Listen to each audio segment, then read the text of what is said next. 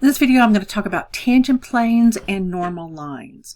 The tangent plane is the thing that is, tangent, that kisses the surface. A normal line would be a line that's perpendicular at that point, so it's perpendicular to the tangent plane. We've already done a couple of tangent planes. We have the formula, this formula, I'm not going to read it aloud, and this is when we have the function of the form z equals crap. Okay? And so we take the partial with x, the partial with y, we stick the point in we care about, and we throw it in front of that x minus x naught and y minus y naught. Z minus z naught, I usually put the plus z naught over here, and that will give us the tangent plane. But what if all the x's and y's are all mixed up? What if we don't have a nice pretty function? We have like a sphere or something closed. It's not a function of z, and we have to do things implicitly. Well, that's where we will use a trick. And the trick is we're going to move everything in the expression to one side. So we have crap on both sides. We have crap equals 0. And then we'll take the partial with respect to x, y, and z and plug it into this formula. It's the same formula as before. It's just now we are in a bigger space. It's like we have this f of x, y, z would equal w, so it would be a four-dimensional thing, but we're only looking at part of it. And if I look at the derivatives of this thing, the derivative of 0 is 0, so this is all left on the, what's that? That's the left. That's all left on the left, and we get 0 on the right.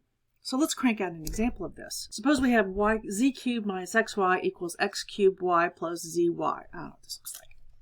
So we're going to move everything to one side, and then call this big f of x, y, z, and we're going to set it equal to 0, and then we're going to find a tangent plane.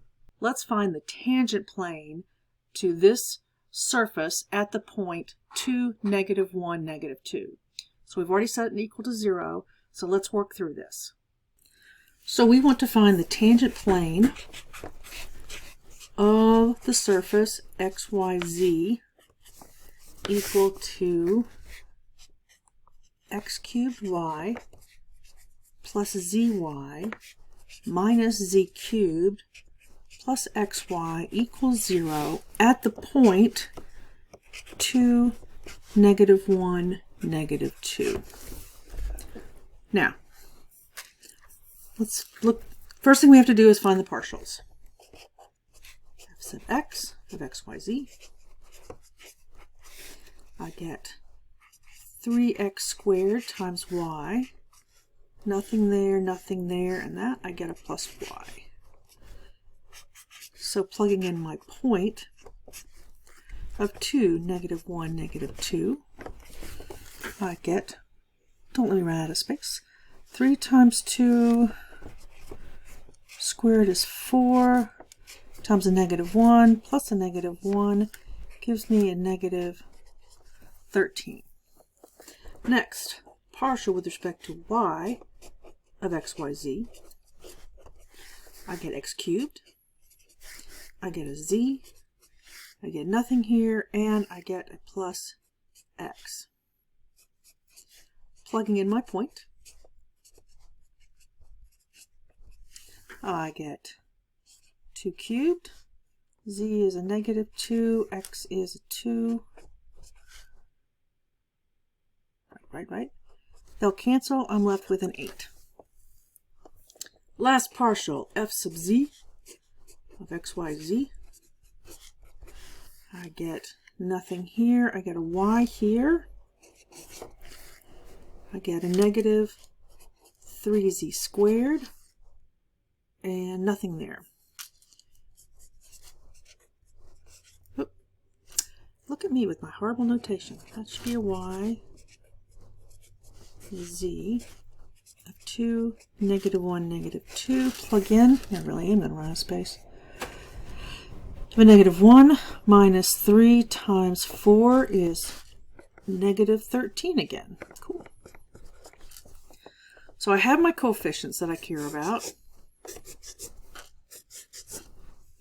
And to get the equation for the tangent, I have negative 13 times x minus the x coordinate, which is a 2, plus 8 times y minus a negative 1, so y plus 1, minus 13 times z minus a negative 2, so z plus 2 equals 0. To simplify it, I should probably simplify it correctly. Let's try this again. So multiplying through, I have negative 13x plus 26 plus 8y plus 8 minus 13z minus 26 equals 0. Now bringing all this shit together, here's a 26 goes away. I'm left with negative 13x plus 8y minus 13z equals negative 8 when I bring it over. Now I also want you to remember this negative 13, 8, and negative 13. That's going to come back in a minute. Now that we've worked through that one, let's talk about the normal. You've actually already calculated everything you need for the normal.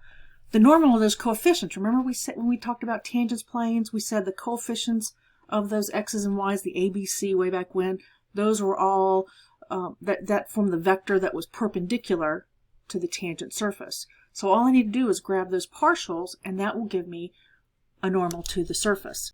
So consider the one we've already done.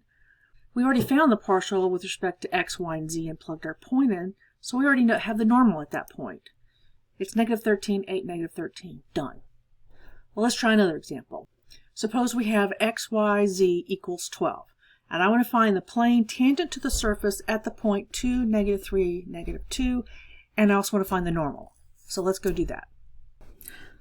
We're going to find the normal to the curve, but also the tangent plane at the point of the function. Too many prepositions.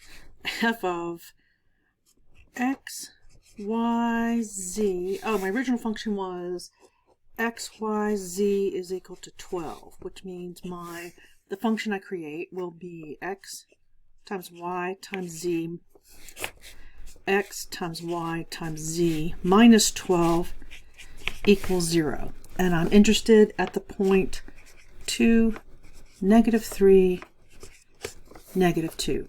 So the first thing we need to do is find the partials. So I have the partial with respect to x is yz, and the partial with respect to y is xz, and the partial with respect to z is xy. Plugging in my point over here, I will get xz is 6, yz is 6, xz is negative 4, and xy is negative 6, which means my normal vector is 6, negative 4, negative 6. There's part of it already done. As for our tangent plane, I have 6 times x minus my x coordinate, which was a 2, minus 4 times y, gotta get my letters all screwed up, minus negative 3, so y plus 3, minus 6 times z minus a negative 2, so z plus 2 equals 0. And let's simplify it because it's good practice. I have 6x minus 12 minus 4y minus 12 minus 6z minus 12. Well, that's redundant. Equals 0. So I have 6x minus 4y minus 6z equals 3 times 12 is 36. So that is my tangent plane, and that is my normal. So this lecture wasn't a whole lot of new material. We have how to find a tangent plane when you've got a bunch of crap everywhere, and how to find the normal of the curve. So hopefully this will be straightforward, and that's a good place to stop.